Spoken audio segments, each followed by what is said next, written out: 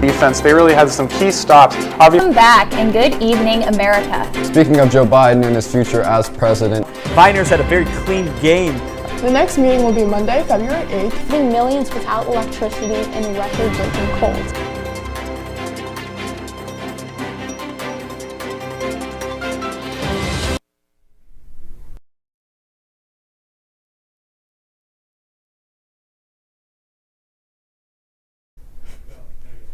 Good morning, Pioneers. Today is Thursday, April 20th. And I'm Ellen Niles, and this is your Orange Juice. There's lots of information today, so let's go ahead and get started. Do you have a teacher or staff member that you appreciate? Take a moment to write a short note for them. Student Council will be at lunches Wednesday through Friday this week. See them to fill out a short note. Study hall teachers will also have the papers to write a note to a special staff member. These will be given to staff members in their mailboxes during Staff Appreciation Week.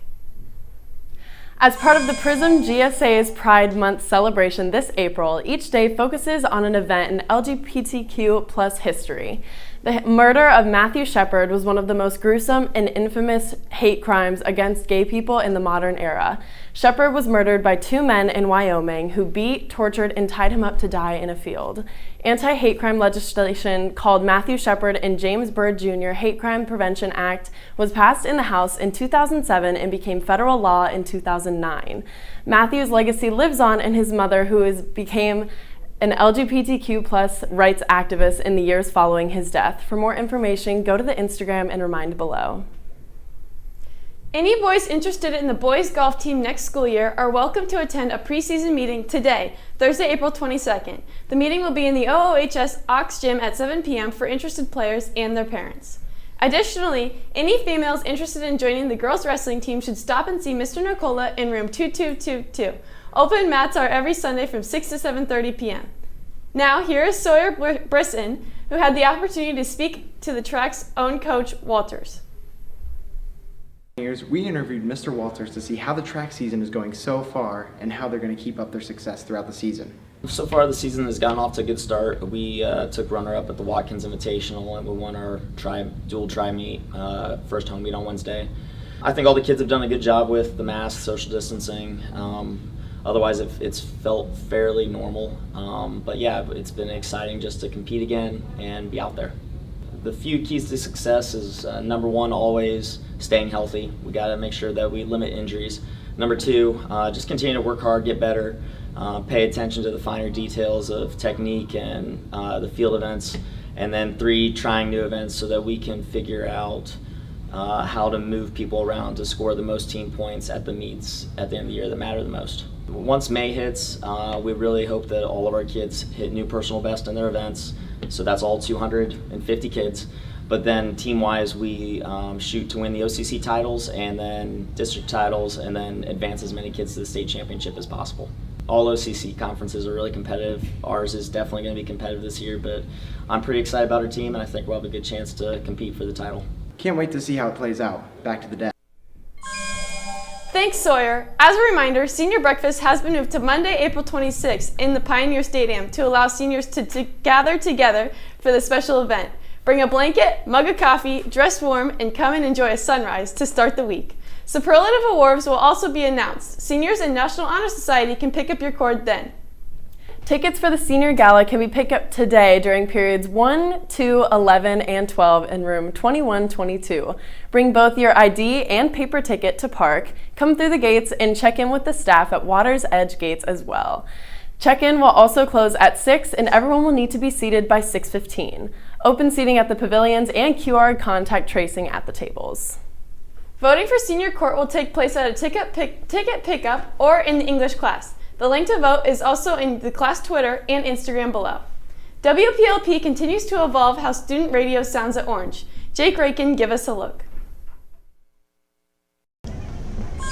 Good morning, Pioneers. Have you ever seen me or your other fellow students anchoring on the juice? You've probably heard us say, go check out WPLP The Pulp. Well, today, we're outside the facility right now. Let me give you a nice tour. Music is very important to young people, so be sure to check it out. Every Thursday, we have throwbacks and a lot of other good music. Speaking of podcasts, all of our shows that we do for WPL Pulp Radio are fantastic. We have a lot of students who do radio shows. I have 2 of them. We will interview and see some other students who have their own. Speaking of podcasts, WPLP The Pulp Radio offers a lot of great shows. I have one about movies, music, TV shows, and video games of the week. My podcast, I just bring a couple people on and ask them dumb questions like Go-Gurt or Danimals. Hi, I'm Ava Clark. And I'm Sacha Day, and our podcast is Crime Time. It's a crime podcast where every week we go over different stories and we give you our opinions on them.